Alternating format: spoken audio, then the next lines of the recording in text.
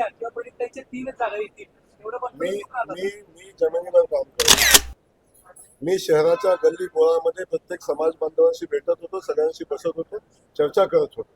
तेव्हा आपण पाहिलं असेल की आमचे खास करून इथं देवेंद्रजी कोटेजी उभे आहेत.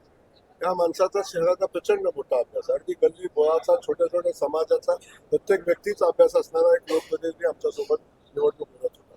पण अशा वेळी काँग्रेस पक्षाचा उमेदवार कोण आहे हे सुद्धा त्यांना माहिती नाही.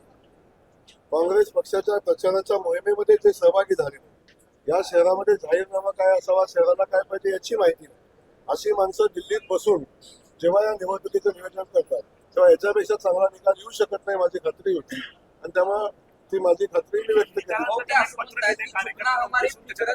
हा पराभव अंतिम नाही, आत्मपरीक्षण अजून आम्ही नवीन लढाई लढू. त्याचबरोबर ते असं म्हणतात पत्रकार हमारे फितरत नहीं, 2 कदम पीछे हटे अगली छलांग लगाने को. दो कदम पीछे नहीं हटे, 2 कदम पीछे नहीं हटे, 50 कदम नीचे गिरे, पण फिर भी गिरे तो भी टांग ऊपर, अशा पद्धतीची भूमिका घेऊन जर आपण बोलणार असू तर मला वाटतं याच्यापेक्षा वेगळं काय असू शकतं. माझं काहीच म्हणणं नाही.